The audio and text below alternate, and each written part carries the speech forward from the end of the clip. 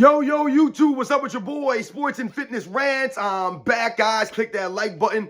Subscribe to my channel. What's up, y'all? Welcome back, guys. Welcome back, man. Got another great video for you guys today. As usual, you guys know the deal on this channel. It's all about setting the record straight, stopping the lies, stopping the narratives, stopping them from rewriting history. And in this video, we're going to talk about this goofball, Kendrick Perkins, once again, trying to rewrite history, bend reality, and they don't want to educate you. These guys on ESPN that are there to talk basketball, they refuse to educate the fans out there. They really do. They don't care to educate you guys, man. And that's why I tell you, these videos are for educational purposes. But Kendrick Perkins is not here to educate anybody. Any of the viewers out there or the true basketball fans. And I was listening to my man Too Raw this morning. Shout out to him. And he was talking about how Kendrick Perkins had a top 5 most dominant players in NBA's history list. And he did not even have Wilt Chamberlain on this list. And to take it a step further, he had Giannis as the number 2 greatest or the most dominant player in NBA's history above Michael Jordan. It's insane to me, the Kendrick Perkins top 5 list of the most dominant players in NBA's history. And we're going to talk about it in this video, guys, because once again, they're refusing to educate you guys, and they continue to try to rewrite their history, man. Kendrick Perkins, again, exposing that idea that just because you played in the NBA, that you understand the history of the NBA, or you know the history of the NBA, or you can speak basketball. And I want to thank you guys, everyone across the world, everyone across the states has been supporting my channel. Once again, guys, I am truly, truly humbled by all support, man. It really means a lot. So much respect to everybody out there. Shout out to everybody in the membership, man. Thank you for your continued support. And you guys know what to do. Turn the volume all the way up. Hit that play button. Remember, these videos are for educational purposes. And let's roll. So, yes, guys, before I forget, man, let me send a special thanks out to my man Stan for coming through on the PayPal. Shout out to Stan coming through on the PayPal, man. I know you said that you were having some hard times sending me super thanks. And I've always tell you guys, man, you don't have to send me any money. That's not why I'm here. I don't solicit you guys for money or ask for money. So much respect to Stan for coming through once again, man. And like I said, you guys feeling, compelled to donate to my channel, man, for whatever the reasons are, man. So thank you to my man Stan and to all you guys out there, man. So yes, guys, like I said, man, we're going to talk about Kendrick Perkins and another, terrible take from Kendrick Perkins, who continues to, refuse to educate the basketball fans out there. And this is what I'm talking about on my channel, guys. When you watch ESPN, when you listen to the broadcasts, of some of these games, and, you listen to these guys on their podcasts, I'd say the same thing. They're not educating the fans out there. They refuse to educate the true fans of basketball, the people out there that are listening to them. They just want to give you some hot take. They just want you to watch their video. So they're looking for the views. They're looking for the likes. That's all it's about for a lot of these guys out here on social media, man. Remember, they're out here for money. Whether it's, sports or as I do health and fitness also on my channel. I tell you, a lot of these fake fitness influencers, they don't care about your well-being or your health. They don't care if you're healthy or you're fit or any of those kinds of things. They only want you to buy a product from them. That's all it is. They're promoting a product. They're promoting some, lifestyle that's fake. They're not being real with you. And that's all they want. At the end of the day, they want you to buy something from them. They're trying to promote something that you can buy from them because they want your money. That's all it's about for a lot of these people. And these ex-NBA players, these current players with their podcasts, it's all about money, man. It's all about the views. That's why they say some crazy stuff. I mean, does anyone really believe that you're being educated from a Draymond Green podcast? What is Draymond Green talking about? Who wants to listen to Draymond Green speak about anything? It don't even have to be basketball. Just speak about, hey, do you want to listen to Draymond Green speak? Is he going to talk to you about health and fitness? Is he going to talk to you about life? Do you want to take life advice from Draymond Green on his podcast? No, but he's out there talking on a podcast and people are listening to him. And he says some of the most asinine and crazy statements because he's a fool. He doesn't know anything about the history of the game. He's a straight clown, Draymond Green, but he got a podcast. Paul George, same thing. Do you want to listen to Paul George speak about anything? No, he tells a lot of goofy stories, Paul George, but he ain't got no time to be on the court. So I can't respect you. It don't matter what you're saying because I don't respect you. These guys are a bunch of clowns. No one wants to listen to these fools. JJ Redick, you want to listen to JJ Redick talk? No, who wants to listen to JJ Redick? He has no honor, no respect. He's a classless individual. He looks down at everybody. He's an elitist. I don't respect that fool. He ain't a grown man. So a lot of these guys out here We can't respect these fools. They're not here to educate you. Same thing with a Kendrick Perkins. Remember, this is the same guy, Kendrick Perkins, that during the 2021-22 season, going into that season, you guys remember that year? That was the year that LeBron James told us to keep that same energy, right? They had Russell Westbrook they brought in, Carmelo Anthony. You still had Anthony Davis there. You had Rajon Rondo. You had Dwight Howard there. You had LeBron James there. Excuse me, guys. And everybody was pumping this team up. Kendrick Perkins came on ESPN First Take, guys, before the season started, and literally said, I'll never forget this. He said the Lakers were going to win 70 games that year. 70. That was his preseason prediction for the Los Angeles Lakers that season. Do you guys remember how many games they actually won that year? I believe they won 37 games, if I'm not mistaken. 35 or 37 games. So essentially, they won half the games that Kendrick Perkins said they were going to win. And this is the astute mind of a Kendrick Perkins. This is the kind of, quality, reporting and the quality journalism that you get on ESPN from guys like Brian Windhorst and David McNamara, right? A Kendrick Perkins. You have to listen to this kind of nonsense, man. This is what Kendrick Perkins came with. So all his years in the NBA, right? He's an expert, Kendrick Perkins. He played in the league, so he definitely knows the game. He knows more than all of us. He played in the NBA. Of course he knows more about basketball than we do as fans. So if that's the case, how could you make a statement like that? You're telling me that Kendrick Perkins' expertise led him to believe that the Los Angeles Lakers were going to win 70 games that year? Based off of what? Based off of nothing. Because I've told you guys, at the end of the day, with all of these guys, they can never break it down to you. Whatever they say on their podcast or whatever they say on the mainstream media, they can never explain it. They can't break it down. And Kendrick Perkins came out with some lists. Like I said, shout out to my man Too Raw, because I saw it this morning, of the top 5 most dominant players in NBA's history. And Kendrick Perkins has some of the worst lists in the history of the world. Remember, this is also the same guy that had a top 5. I did a video about this, I don't know, 4 or 5 months ago, maybe 6 months ago, whatever it was. He had a top 5 greatest defenders in NBA's history, did not even have Bill Russell on that list. Didn't even have Bill Russell on that list. And that was his top 5 greatest defenders in NBA's history. It's insane to me that he did not even have a Bill Russell on a top 5 defensive players, defenders in NBA's history. It's an absolute joke for someone like Kendrick Perkins to make a statement like that, a list like that. You don't even have Bill Russell as in the top 5 defenders in NBA's history, guys. Complete laughable. But this is Kendrick Perkins. So he came with the top 5 most dominant players in NBA's history. And if I remember off the top of my head, the list was Steph Curry at number 5, which is laughable to me. How the hell is Steph Curry a top 5 most dominant player in NBA's history? And that's no knock on Steph Curry, but what has he dominated? He hasn't dominated really anything. He's a three-point shooter, probably the greatest three-point shooter in NBA's history. But when we talk about domination, what are we really saying here? So he had Steph Curry at number 5. He had Michael Jordan at number 4.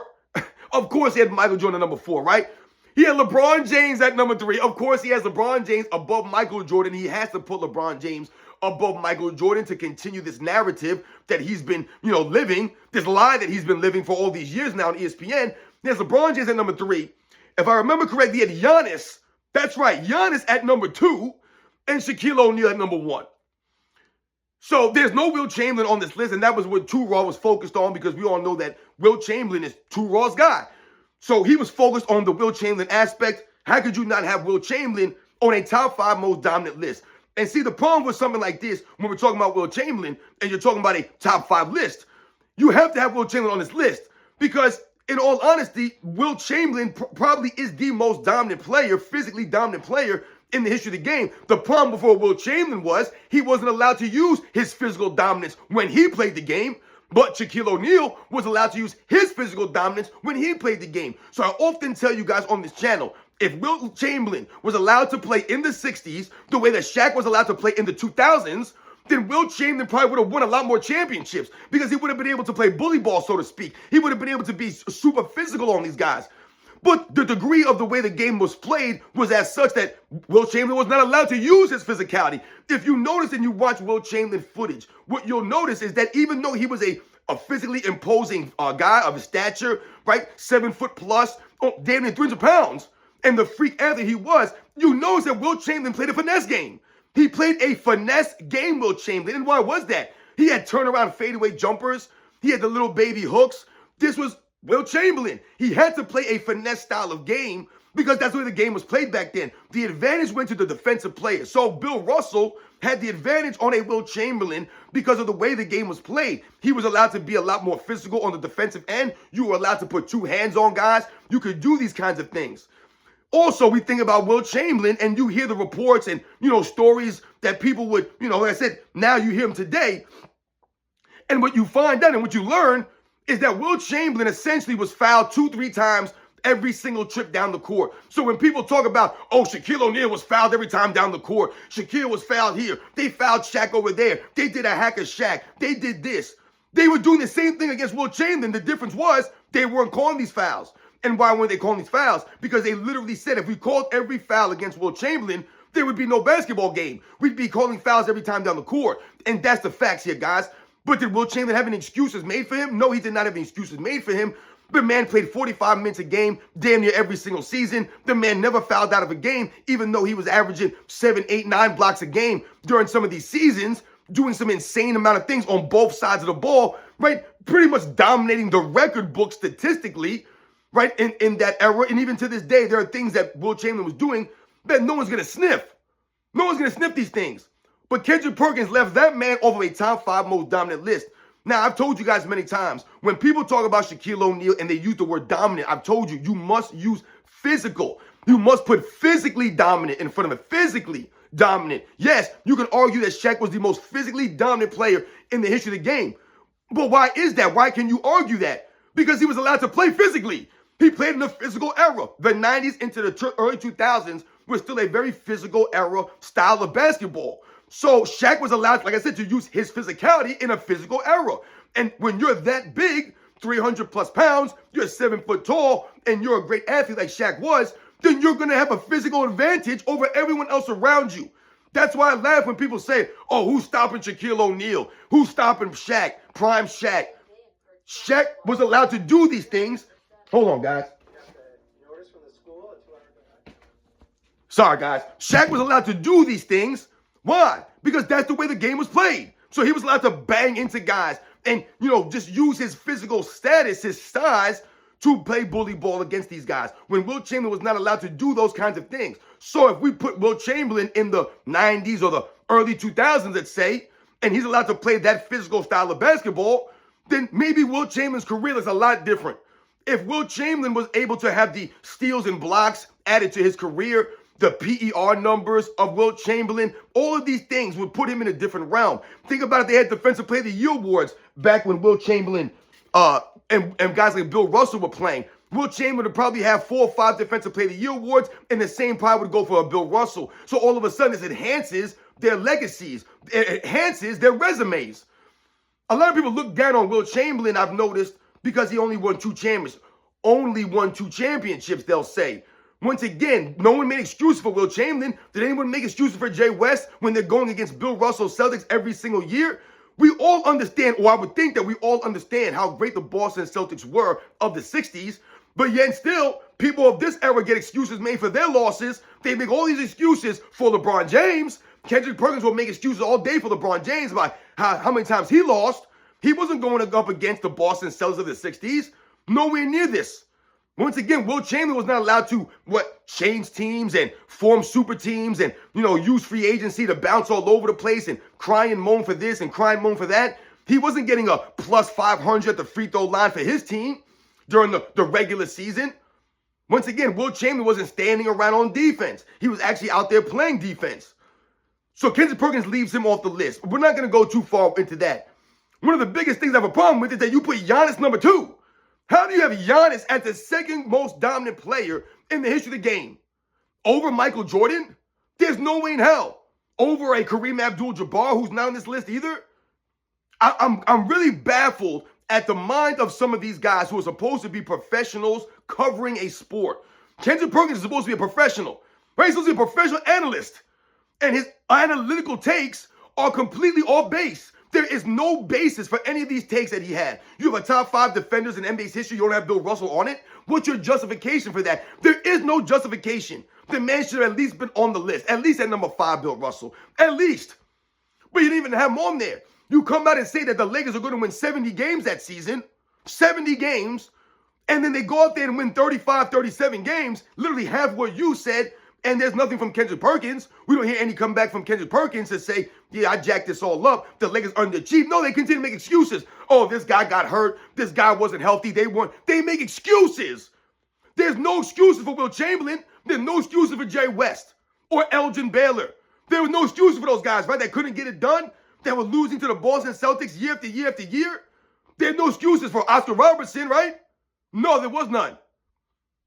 So you have Giannis on number 2 above Michael Jordan as the most dominant players in history. Once again, what's the justification for this? There is no justification. There's no way in hell Giannis is a top 5 most dominant player. No way in hell. No way. Giannis has been inconsistent over the last several years. He's been injury prone over the last couple of years. Giannis is the same guy that was leading the Milwaukee Bucks, right, to a number 1 seed a couple of years ago. You guys remember this. They lost to the 8th seed Milwaukee Bucks while Giannis load managed in the postseason. That's right. If you guys remember that year, the Bucks were the number 1 seed, right? Giannis was banged up. They're coming into that series. What did they decide to do? The Milwaukee Bucks decided to rest Giannis, right? Because they figured, hey, we're the number 1 seed. We can beat the Miami Heat. So they end up resting Giannis. They win a game without him, which makes them rest him again. And then they end up losing that series. If I remember correctly, they lost 4 games to 1. And like I said, the only game that they won, Giannis did not play. But he load managed in the postseason. None of these guys, Wilt Chamberlain wasn't load managing, guys. Michael Jordan's not load managing. Kareem Abdul-Jabbar wasn't load managing. Right? These great players, they were not load managing, man. So once again, you have a top 5 most dominant list. You have Giannis number 2. Giannis is losing as a number 1 seed to a number 8 playing team and load managed during that series. And then he came to the post-game press conference, and I did a video about this, and proceeded to get all upset with the reporter who asked him if the season was a failure. Here's Giannis' response. Michael Jordan played in the league for 15 seasons. He won 6 championships. The other years was failures. That's what his response was. He brings up Michael Jordan in a post-game press conference after you lost as a number 1 seed to an 8 seed where you were load managing in the postseason. You find me 1 season, Giannis, 1 season where Michael Jordan missed a postseason game, where he load managed on the Bulls in a postseason. You won't find it. Michael Jordan never missed a playoff game. Not 1. So it's invalid for Giannis to bring up Michael Jordan in that instance that I talked about, that he looked foolish and ignorant and stupid for bringing up Michael Jordan in that response that way. Michael Jordan played in the year in 15 years and he won 6 championships. Other years was failures. You're a clown for that. Yes, your season was a failure. You were a number 1 seed and you lost to a number 8 playing team and you load managed. That's a failure. Giannis is not dominant for a top 5 all-time dominant player. What the hell is he dominating? He's not even dominating his era. I mean, you could put Nikola Jokic there instead of Giannis at this point. Isn't he been more dominant than Giannis? Now, yes, Giannis is a very great 2-way player. Absolutely, no doubt about it. But we're talking about dominance here, man. He ain't dominating nothing. What is he leading the league in? Nothing. I mean, Michael Jordan literally has 10 scoring titles, which shows he led the league in points literally every single season. The man is 6-0 in the finals. That's pretty damn dominant. But he has Giannis above Michael Jordan for most dominant all time? What world are we living in here? Once again, Kendrick Perkins refuses to educate the fans out here with the facts of the history of the game. There is no argument for Giannis being more dominant than Michael Jordan. See, once again, we have to come to a realization here. When we're using the word dominant, we must use physically dominant. If you want to say physically dominant, Shaq was the most physically dominant, right? Dominant, physically dominant. We have to differentiate between these two. If you want to say that Giannis is more physically dominant than Nikola Jokic, and he's been able to use his physicality, on both sides of the ball to become more dominant than someone like that, than a Joel Embiid or a Luka Doncic or an SGA, some of the players of this current era, the 2020s, then yes, you can make that argument. But when we talk about all time, and you're talking about dominance, right? That's what Kendrick Perkins used, the word dominant. There's no way in hell you can justify Giannis being on this list. There's no way in hell LeBron James is more dominant than Michael Jordan. We all know this. To me, Michael Jordan is the most dominant player in the history of the game. When we talk about two-way play, Michael Jordan, to me, is the greatest two-way play in the history of the game. When we talk about your potency on offense with your potency on defense, to me, no one really matched it. Like I said, you can argue a Wilt Chamberlain. You can argue a Kobe Bryant. You can argue a Jerry West. You can argue a Kareem Abdul-Jabbar or a Hakeem Olajuwon as some of the greatest two-way players in the history of the game. David Robinson, these great two-way players. Kevin Garnett, someone like Giannis. But the facts remain. Michael Jordan, there was no one as potent offensively and defensively simultaneously. Also impacting wins that way. Remember, Michael Jordan was doing this stuff while winning championships. So we talk about dominance. Michael Jordan was winning championships while leading the league in scoring, while being a lead defensive player, while being a great leader, while being the greatest closer in the history of the game. All of these things go to dominance by Michael Jordan. This is why other guys did not win. That's called dominance. You dominated your era so much so, more than any other player in the history of the game. When we talk about statistically, accolades-wise, winning, we talk about endorsements, being box office, right, being iconic. No one's more dominant than Michael Jordan across the board. There's no one that's the iconic moments of a Michael Jordan. What iconic moments does Giannis have? He has what, maybe one or two that block in the finals? That's his most iconic moment, right? Michael Jordan has a bunch of those, man, a bunch of those, all right? So once again, where are the iconic moments from some of these other great players? Shaquille O'Neal doesn't have the iconic moments of a Michael Jordan. Steph Curry doesn't have the iconic moments of a Michael Jordan. LeBron James, we know he has no iconic moments, right? I mean, what are we doing here? It doesn't add up. None of this stuff adds up, man, when you talk about the top 5 most dominant players that Kendrick Perkins is trying to tell you about, man. It doesn't make any sense. Michael Jordan dominated his era more so than any other player in the NBA's history. LeBron James did not dominate his era.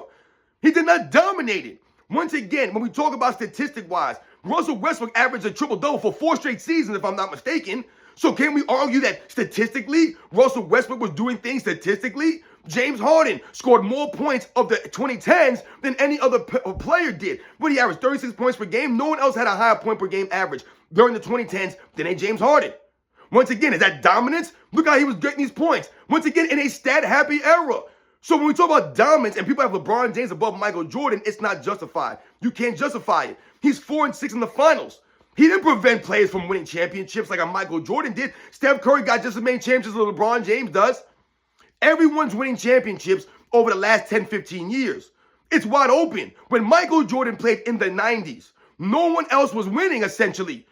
Literally, Charles Barkley couldn't win, right? Patrick Ewing couldn't win. Reggie Miller couldn't win. Karl Malone, John Stockton, they couldn't win. You think about Gary Payton had to go to the, what did he win on the 2006 Miami Heat? I believe that was the first time he won a championship. He didn't win during the 90s. Gary Payton or Sean Kemp, they never won championships in the 90s. Domination, right? David Robinson never won a championship in the 90s. So think about the domination. Well, I guess 99 is technically the 90s when the Spurs won. But he didn't win when Michael Jordan was there in the 90s, right? That's the domination of Michael Jordan. He prevented some of the greatest players in the history of the game from winning championships. He literally stopped them. Clyde Drexler was almost added to that list, and then he won one with the Rockets. So once again, Michael Jordan prevented a lot of great players from winning championships ever in the history of their career. LeBron James never did that stuff. Steph Curry's not dominating anything like that. Giannis, I'm so baffled that you have Giannis on this list. You want to put Steph Curry on the list, you want to have LeBron James on the list, man, whatever. Giannis is the second most dominant player in the history of the game. You have no Wilt Chamberlain, but you have Giannis there. You have Steph Curry there. You have Michael Jordan fourth. It doesn't make, once again, you got educating the people out there and exposes Kendrick Perkins and that notion, that idea I always tell you guys about. Just because you played in the NBA does not mean that you understand the NBA's history, you respect the NBA's history, or you even know anything about the game like that. These guys can't break down the game. They can't explain to you. They'll come up with a list, a hot take, and then just leave it at that. They can't explain it. As I said, your opinion is only great if you can make it valid. You have to validate your opinion. Your opinion can't be based off of lies and narratives. And this is a complete lie and narrative that Kendrick Perkins trying to come out here with the top 5 most dominant players. So you tell me the top 5 most dominant players in the history of the game, 3 or 4 of them played, 3 of them played in the recent era? Steph Curry, LeBron James, and Giannis are 3 of the most top 5 dominant players. Those guys are more dominant than Wilt Chamberlain. Those guys are more dominant than Kareem Abdul-Jabbar. Where's the dominance at? So you guys know the deal. I know this video's going really long here. I'm just baffled how these guys getting paid all this money to talk about basketball on TV. And this is why no one respects ESPN as a station anymore as it relates to basketball. No one respects the people that are talking basketball. Do you want to listen to Malika Andrews talk basketball? Hell no. Do you want to listen to Richard Jefferson talk basketball? No, you don't, man. You don't want to listen to Kendrick Perkins talk basketball. You don't want to listen to Brian Windhorst or Dave McNamara. You don't want to listen to Stephen A. Smith. Who are you listening to on ESPN worth a damn? There's no one there anymore, man. It's a complete joke, man. Not educating anyone out there by coming up with a stupid asinine list, man. Shaq is not the most dominant player in NBA's history. I've talked about this, guys. I've done many videos on this. He's not the most dominant. Michael Jordan's way more dominant than Shaquille O'Neal. Shaquille O'Neal, he's so dominant that Michael Jordan swept his ass right in the playoffs in 1996. That's how dominant Shaq is. He got swept out of there. Once again, you guys realize that Shaquille O'Neal's Orlando Magic were the first team since the 1949-50 Chicago Stags to get swept in 3 straight playoff series. You heard me correctly, guys. The 1996 Orlando Magic, the 1995 Orlando Magic, and the 1994 Orlando Magic were swept out of the playoffs each one of those years. That was the first time since 1950 that a team had been swept in 3 consecutive playoff series, guys. They were swept in 94 by the Pacers with Rick Smits and Reggie Miller. They were swept in 1995 by the Houston Rockets with Hakeem Olajuwon and all those guys. We know that. And then they were swept again in 1996 by Michael Jordan and the Chicago Bulls, man. 3 straight years, a Shaquille O'Neal-led team was swept. Swept. He didn't win 1 game in 3 series in a row. But he's the most dominant player in NBA's history. The man who won 1 MVP in his career, never won an Defensive Player of the Year award, never led the league in blocks, never led the league in rebounds. At that size, he's the most dominant player of all time? Hell no. It's not possible. That literally doesn't make any sense. It does not add up. LeBron James more dominant than Michael Jordan? How? When? Where? In what? In what aspect? In what aspect? Stat padding? Yeah, maybe he's a greater stat padder than Michael Jordan, but he didn't win nowhere near as much as Michael Jordan. Still ain't got the MVPs, even though they gave him 2 MVPs on a super team. Still ain't catch him in MVPs. Still ain't catch him in championships, even though he's been playing all these years. Still ain't made all defensive teams. Just passed Michael Jordan last year in offensive rebounds. No leadership, no heart, no grit from LeBron James. No effort out there on the court, but he's more dominant than Michael Jordan? If he's so dominant, why does he always need more help, Kendrick Perkins? You're exposed, man. The third most dominant player in NBA's history, LeBron James, needs help every single season. Think about how that sounds. Michael Jordan never needed help. He needed it. You never heard them crying for Michael Jordan for more help. Michael Jordan never cried for help. What did he do? He developed his teammates. He built them up in practice. He helped to galvanize the team. He was a true leader. And he was a true competitor. Competitors don't make excuses. And Steph Curry, number 5 most dominant player of all time? How? Who would I have on a list of top 5 most dominant? I don't know. I don't really think about these kinds of things that are dominant like that. But one thing I know for sure is Giannis is not the 2nd most dominant player of all time. Shaq is not the most dominant player of all time. LeBron James is not more dominant than Michael Jordan. And Steph Curry is not more dominant than Wilt Chamberlain. Like, you have Steph Curry on this list. You don't have no Wilt Chamberlain nowhere? You have no Kareem Abdul-Jabbar. I mean, let's think about dominance. Magic Johnson was more dominant than Steph Curry. He just was. Larry Bird was more dominant than Steph Curry or Giannis. Give me Magic Johnson over Giannis all day. Give me Kareem Abdul-Jabbar over Giannis. I don't understand these things.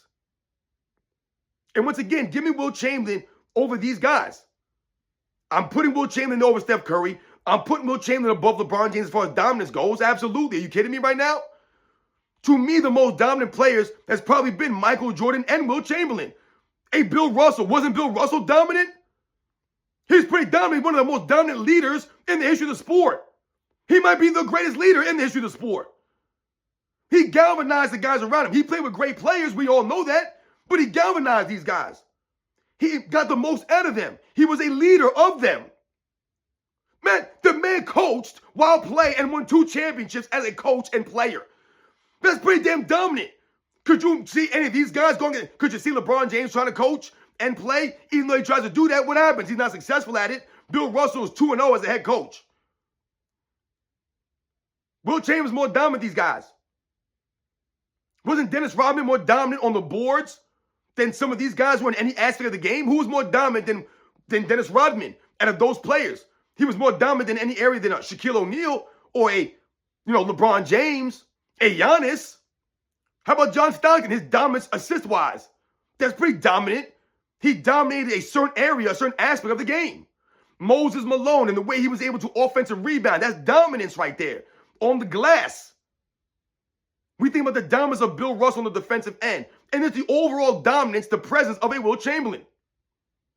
Kendrick Perkins is one of the dumbest guys on TV, man. Once again, who's listening to Kendrick Perkins? He's not educating the people out there. So do not listen to these guys' takes, man. There's no way in hell Giannis is the second most dominant player in the history of the sport above Michael Jordan. What does Giannis do greater than Michael Jordan? He's not a great defender than Michael Jordan, guys. I'm sorry, he's just not, man. And he's a great defensive player, Giannis. He's not greater than Michael Jordan, man. He's not as consistent as Michael Jordan. He's not as potent as Michael Jordan on the defensive end. He don't have the aggression of a Michael Jordan on the defensive end. He don't have the athletic ability of Michael Jordan, guys. And Giannis is a great athlete. He ain't Michael Jordan athlete. He's not that level, man. He don't have the tenacity, the demeanor of a Michael Jordan. Giannis is a big goof, man. He's a big kid out there. That's dominance, man. You guys know the deal, man. I'll catch you guys on the next one.